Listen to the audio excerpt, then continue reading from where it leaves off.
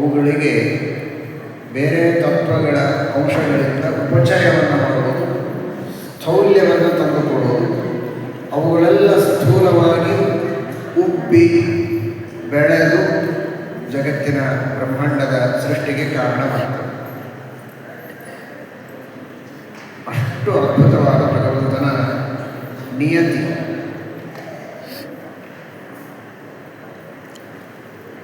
ಈ ತತ್ವಗಳನ್ನು ಇವತ್ತು ನಿನ್ನೆ ಅಲ್ಲದಂತೆ ಅನಾದಿ ಕಾಲದಿಂದ ನಿಯಮನ ಮಾಡಿದ್ದಾನೆ. ಅಂತಹ ಭಗವಂತನ ಮಹಿಮೆ. ಅನಾದಿ ಕಾಲದಿಂದಲೂ ಅವುಗಳ ನಿಯಮನವನ್ನು ಮಾಡ್ತಾ ಪ್ರತಿ ಕಲ್ಪದಲ್ಲಿಯೂ ಅವುಗಳಿಗೆ ಉಪಚಯವನ್ನು ಮಾಡಿ ಅವುಗಳಿಂದ ಸೃಷ್ಟಿಯನ್ನು ಮಾಡಿ ಮತ್ತೆ ಅವುಗಳನ್ನು ಸೂಕ್ಷ್ಮ ರೂಪಕ್ಕೆ ಕರೆದುಕೊಂಡು ಹೋಗಿ ಪುನಃ ಅವುಗಳನ್ನು ಸುರಕ್ಷಿತವಾಗಿಡುತ್ತಾನೆ. ಏನದು ಆ ಪರಮಾತ್ಮನ ಶಕ್ತಿ, ಕಾರುಣ್ಯ. ಚೇತನರಾದ ಜೀವನನ್ನು ತನ್ನಂತೆ ಅನಾದಿ ಕಾಲದಿಂದ ಅನಂತ ಕಾಲದವರೆಗೆ ಸುರಕ್ಷಿತವಾಗಿಡುತ್ತಾನೆ. ಅನಂತಾನಂತ ಜೀವರು ಎಲ್ಲರನ್ನೂ ಸುರಕ್ಷಿತವಾಗಿಡುತ್ತಾನೆ. ಜಡ ಪದಾರ್ಥಗಳು, ಅವುಗಳಿಗೆ ಮೂಲಭೂತವಾದ ಈ 24 ತತ್ವಗಳು, ಅವುಗಳನ್ನು ಸೂಕ್ಷ್ಮ ರೂಪದಲ್ಲಿ ಅನಾದಿ ಕಾಲದಿಂದ ಪರಮಾತ್ಮ ಕಾಪಾಡಿ ಈ ಜಗತ್ತಿನ ಸೃಷ್ಟ್ಯಾದಿಗಳನ್ನು ಮಾಡ್ತಾನೆ ಅಂದರೆ ಆ ಭಗವಂತನ ಅತ್ಯದ್ಭುತವಾದಂತಹ ವ್ಯವಸ್ಥೆ ಹೇಗಿದೆ ಅಂತ ನೋಡಿ. ದೇವರನ್ನ ತಾಯಿ ತಾಯಿ ಅಂತ ಕರೀತಾರೆ. ಹರಿರೇವ ಬರೋ ಹರಿರೇವ ಗುರು ಹರಿರೇವ ಜಗತ್ಪಿತೃಮಾತೃಗತಿ.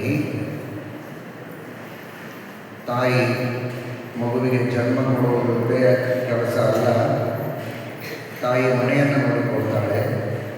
ಮನೆಯಲ್ಲಿರುವಂತಹ ಪದಾರ್ಥಗಳನ್ನು ಜೋಪಾನವಾಗಿ ರಕ್ಷಣೆ ಮಾಡುತ್ತಾಳೆ.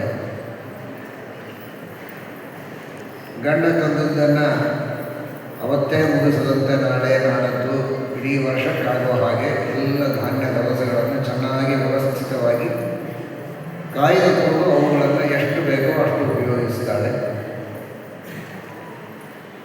ತಾಯಿ ಜನ್ಮವನ್ನು ಕೊಡುವುದರ ಜೊತೆಗೆ, ತಾಯಿ ತುತ್ತು ಕೊಡುವುದರ ಜೊತೆಗೆ, ತಾಯಿ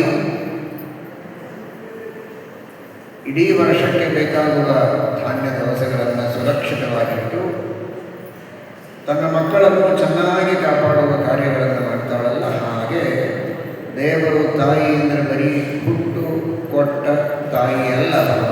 ಜನ್ಮಾದ್ಯಸ್ಯತಃ ಅಂತ ಹೇಳಿದ ಆ ತಾಯ್ತನ ಇದು ಜೀವ ಹಾಗೂ ಜಡಗಳನ್ನು ಜೋಪಾನವಾಗಿ ಅನಾದಿ ಅನಂತ ಕಾಲದವರೆಗೆ ರಕ್ಷಣೆ ಮಾಡುತ್ತಾನೆ ಅನ್ನೋದು ಒಂದು ಭಗವಂತನ ತಾಯ್ತನದ ಹಿರಿಮೆ, ಗರಿಮೆ, ಮೇಲ್ಮೆ. ಆ ಪ್ರಾರಂಭದಲ್ಲಿ ಹೇಳಿದ ತಾಯ್ತನದ ವಿವರಣೆಯನ್ನು ಮಾಡುವ ರೀತಿಯಲ್ಲಿ ಉಪಚಿತ ನವಶಕ್ತಿ ವಿಶ್ವಾತ್ಮನ್ಯುಪರಚಿತ ಸ್ಥಿರ ಗಂಗಮಪಾಲನ.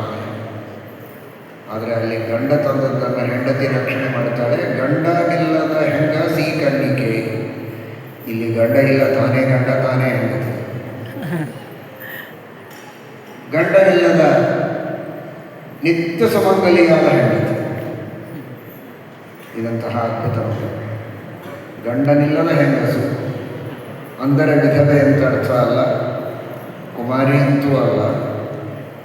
ಅತ್ಯದ್ಭುತವಾದ ಸೌಮಾಂಗಲ್ಯವನ್ನು ಅನಾದ್ಯಂತ ಕಾಲದಲ್ಲಿ ಸ್ವಯಮೇವ ಪಡೆದುಕೊಂಡು ಸ್ವಯಮೇವ ಸ್ವಾತ್ಮನ ವಿಹಾರವನ್ನು ಮಾಡುವಂತಹ ಲೋಕೋತ್ತರ ಲೋಕವಿಲಕ್ಷಣ ದಿವ್ಯಮಂಗಲ ವಿಗ್ರಹನಾಗಿ